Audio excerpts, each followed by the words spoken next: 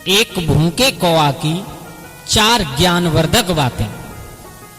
दोस्तों, चाहे भूखे मर जाना, पर इन लोगों से, इन 4 लोगों से कभी मदद मत मांगना। वो 4 लोग कौन कौन से होते हैं?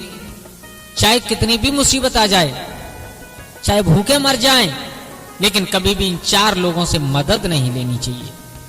तो जय श्री राधे। दोस्तों, कैसे हैं आप लोग? उम्मीद करता हूं अच्छे होंगे। स्वागत है आपका। नए दर्शक मेहमान बंधु हमारे चैनल पर नए नए हैं, उनसे मेरा निवेदन है कि अगर हमारे चैनल पर नए दर्शक बंधु बन करके आए हैं तो हमारे चैनल को सब्सक्राइब कर लीजिएगा और हो सके तो अपने परिवार और दोस्तों के साथ में शेयर जरूर करना। दोस्तों, आज मैं आप लोगों को एक ऐसी कहानी सुनाने के लिए जा रहा हूं जिसे सुनने के बाद आप लोगों को लगेगा कि हकीकत में चाहे मुसीबत कोई हो, चाहे कुछ भी करना पड़े, चाहे भूखे मर जाएं, लेकिन कभी भी इन 4 लोगों की हमें मदद नहीं लेनी चाहिए। दोस्तों, कहानी प्रारंभ करने से पहले आप लोगों से एक निवेदन करूंगा कि कृपया वीडियो को पूरा देखें, क्योंकि जब तक आप लोग पूरा नहीं देखोगे तब तक कोई बात समझ में नहीं आएगी, और जब आपकी कोई बात समझ में नहीं आएगी तो हमारी मेहनत पर पानी फिर जाएगा। चलो, आप लोगों का ज्यादा समय बर्बाद ना करते हुए आ जाओ, कहानी प्रारंभ करते हैं। कि जंगल में और एक पेड़ पर एक कौए का जोड़ा रहता था, कौआ का जोड़ा रहा करता था। मेरे भैया, एक दिन उस जंगल में दोनों एक पेड़ पर बैठे हुए हैं, चारों तरफ निगाह घुमा करके देख रहे हैं कि हमें कहीं पर कोई शिकार मिल जाए, हमें भोजन मिल जाए तो हमारा पेट भर जाए। लेकिन उस जंगल में अकाल पड़ चुका था, सभी जानवर पक्षी वहां से निकल गए थे, थोड़े बहुत कुछ बाकी बचे थे। मेरे भैया, एक दिन नहीं, उन्हें कई दिन हो गए भूखे, उन्हें भोजन तक नहीं मिला। दोनों भूखे बैठे। तब तक क्या हुआ कि कहीं से एक लोमड़ी और एक छोटा सा शिकार का टुकड़ा लेकर के आकर के और उसी पेड़ के नीचे बैठ करके खाने लगी। पेड़ के नीचे बैठ करके भोजन कर रही है। तो जो कौआ की मादा थी, कौबी, उसने कहा है ऊपर से पेड़ से, बहन आज 2 दिन हो गए, हमें कुछ खाने के लिए नहीं मिला, अगर तुम्हारी थोड़ी सी मेहरबानी हो जाए तो हमें कुछ थोड़ा बहुत मिल जाए। लोमड़ी ने मन ही मन में विचार किया, ऊपर देखा, रे वाह, कौआ का जोड़ा बैठा है। फिर विचार किया कि ये भोजन का थोड़ा सा टुकड़ा है और इसमें से ये मांग रही है? लेकिन आप तो जानते हो कि लोमड़ी कपट से भरी हुई होती है हर समय। लोमड़ी ने अपने मन में कपट भाव से कहा है, सुन आजा, अगर तू मांग रही है तो मैं तुझे जरूर दूंगी और इसे खा करके अपना पेट भर लेना। लेकिन लोमड़ी के दिमाग में विचार आ रहा है कि जैसे ही ये नीचे आएगी तो भोजन का टुकड़ा छोटा सा है, इसे तो नहीं दूंगी, लेकिन पकड़ करके इसे भी खा जाऊंगी। आहा मेरे भैया, जैसे ही वो कौवी उड़ने के लिए तैयार हुई, कौआ ने एकदम पकड़ करके बिठा लिया। बोले, पागल है तू, बिल्कुल, कहां जा रही है? तुझे मालूम है ये कौन है? शिकारी है, और ये तुझे जिंदा चबा जाएगी, और तू इससे मदद मांग रही है, ये तेरी मदद जीवन में नहीं करेगी। कौवी ने कहा, बोले पागल हो तुम? अभी तुम्हारे सामने मैंने पूछा था और इसने हाँ कर दी है। बोले हाँ कर दी है, मानता हूं, लेकिन जब तू नीचे गई तो अपने उस भोजन के टुकड़े को बाद में खाएगी, पहले तुझे खा जाएगी। बोले पिया, पागल हो गए हो तुम? जब इसने वचन दिया है कि हमें नहीं खाएगी। तो कौवा कहने लगा, आज तू जो बेवकूफी कर रही है वही कुछ दिन पहले एक तोताओं ने बेवकूफी की थी, ऐसे जड़ लोगों की मदद मांग करके। सुन, मैं तुझे बता रहा हूं कि इसी जंगल में हम और आप रहते हैं। इसी जंगल में एक पेड़ में बरगद की खो में और एक तोता का जोड़ा रहा करता था, और उसी बरगद की दूसरी खो में और एक सर्प रहा करता था। तो वो सर्प इतना दुष्ट, इतना अत्याचारी था कि जब जब वो तोती और बच्चा देती, जब जब उसके बच्चा पैदा होते, अंडा देती, उसमें से बच्चा निकलते, तब तब वो सर्प जाकर के उन्हें खा लेता था हर बार। लेकिन मजबूर तोती कुछ कर भी नहीं सकती थी। मेरे भैया, एक बार हुआ, 2 बार हुआ, जब कई बार उसके बार बार उसी टाइम पर जब अंडे से बच्चे निकले तो वो सर्प दुष्ट जाकर के खा लेता था। अब तो आप जानते हो मां की ममता क्या होती है। तोती बहुत रोती थी, लेकिन दोनों, तोता और तोती, कुछ कर भी तो नहीं सकती। मेरे भैया, अब एक दिन और तोती बैठी हुई रो रही थी। तब तक उसी डाल पर आकर के एक जलकाक बैठ गया और उस जलकाक ने आकर के कहा, क्यों रो रही हो बताओ। बोले भैया क्या बताएं हम तुम्हें, जिस पेड़ की खो में हम रहते हैं और इसी पेड़ की एक दूसरी खो में और एक सर्प रहा करता है। वो इतना अत्याचारी है, इतना दुष्ट है कि जब जब मेरे बच्चे छोटे छोटे अंडे से निकलते हैं तब तब आकर के खा जाता है। हमारे पास रोने के सिवा कुछ नहीं बचता। जलकाक बोला, बोले तोती तुम पागल हो, रोने से किसी समस्या का समाधान नहीं होता, रोने से किसी समस्या का हल नहीं निकलता।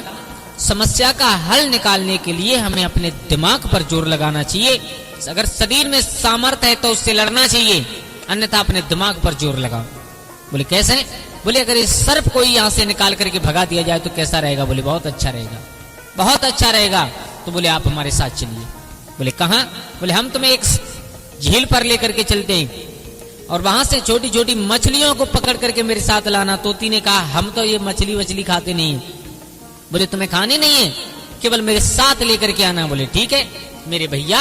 और वहीं से कुछ दूरी पर एक बिल बना करके नेवला रहा करता था, नेवला। तो वो जलकाक और तोता और तोती तीनों कहा उस झील से मछली पकड़ करके लाए और एक मछली तो ला करके उस नेवला के द्वार पर रख दी, दूसरी मछली थोड़ी सी दूर पर रख दी, तीसरी मछली थोड़ी सी दूर पर रख दी। इसी प्रकार उन तोता तोती ने और उस जलकाग ने एक एक करके मछली जिस पेड़ के बिल में, जिस पेड़ की खो में वो सर्प रहा करता था वहां तक ला करके रख दी। मेरे भैया कुछ समय पश्चात नेवला अपने घर से निकला, क्या देखा कि द्वारे पर मछली पड़ी है। बड़ा खुश हुआ, बोले आज तो भगवान ने वो घर पर ही भोजन दे दिया हो। उसे खा लिया। अब थोड़ा सा और आगे बढ़ा, एक और मिली, उससे खा लिया। और आगे बढ़ा, एक और मिली। मेरे भैया ऐसे ही धीरे धीरे करके और वो आगे बढ़ता चला गया। कहां? जहां पर सर्प का बिल था, सर्प जिस खो में रहा करता था उसी खो के द्वार पर पहुंच गया। अब जो द्वारे पर, सर्प के द्वारे पर मछली पड़ी थी, उसे खाकर के नेवला के दिमाग में एक बात आई। बोले मेरे बिल से और यहां तक इस खो तक मछली क्रम बाई क्रम पड़ी मिली मुझे, हो सकता है कि इस खो में कुछ हो। मेरे भैया इतना सोच करके अब वो तोती और तोता और जलकाग तो पेड़ की डाल पर बैठे देख रहे, और जितना सोच करके वो नेवला उस खो में अंदर गया, जाकर के सर्प को देखा। तो आप जानते हो कि सर्प और नेवला की दुश्मनी कितनी बड़ी होती है। मेरे भैया नेवला ने थोड़ी देर में लड़ते लड़ते उस सर्प को मार दिया। अब जैसे ही सर्प को मार करके नेवला उस खो से बाहर निकला, जिसका मुंह खून से सना हुआ था, देख करके तोती और तोता बहुत खुश हो गए। ऊपर से आवाज लगाई है, भैया नेवला तुम्हारा दिल से धन्यवाद, जुग जुग जीना आप। नेवला ने नजर की, बोले तुम कौन हो? बोले हमें तोती। नेवला समझ गया, बोले इनकी करामात है कि मुझे ये लोग यहां तक लेकर के आए। तोता और तोती कह रहे हैं तुम्हारा दिल से धन्यवाद। नेवला ने कहा ठीक है, अब ऊपर से ही धन्यवाद करते रहोगे या नीचे आओगे? मेरे भैया और वो जैसे ही तोती उड़ करके नीचे आई, नेवला के पास बैठी, उस नेवला ने पकड़ करके तोती को भी मार दिया, मार दिया। देखो इस जगह पर तोता और तोती ने कितनी बड़ी गलती की थी कि अपने एक दुश्मन से छुटकारा पाने के लिए दूसरे दुश्मन की मदद ली, उसका खामियाजा उन्हें भुगतना पड़ा। दोस्तों हम चाहे कितने भी परिस्थिति में क्यों ना हो, हमें इन चार लोगों की कभी भी मदद नहीं लेनी चाहिए, कभी भी। नंबर एक, अपने दुश्मन के कभी भी मदद नहीं मांगनी चाहिए। जो हमारा दुश्मन है, अगर हम उससे मदद मांगेंगे तो वो दाव देख करके, समय देख करके और तुम्हारे ऊपर जरूर वार करेगा, उसे कोई रोकने वाला नहीं है। नंबर दो, अहंकारी व्यक्ति से कभी भी इंसान को मदद नहीं मांगनी चाहिए, क्योंकि अहंकारी व्यक्ति मदद कर तो देगा, लेकिन जिस दिन तुम सामने आ गए उस दिन तुम्हारे मुख पर मार देगा। तो ऐसे व्यक्ति से कभी भी मदद नहीं लेनी चाहिए। तीसरा, कपटी इंसान से कभी भी मदद नहीं मांगनी चाहिए। जो लोग कपटी हुआ करते हैं, अपने दिल में कपट धारण करने के बाद रहते हैं, उनसे कभी मदद नहीं लेनी चाहिए। और नंबर चौथा, सबसे बड़ी बात यह है कि नशे में धुत आदमी से कभी मदद नहीं लेनी चाहिए। क्यों? क्योंकि नशे में धुत इंसान तो मरेगा, लेकिन वो आपको भी ले डूबेगा साथ में।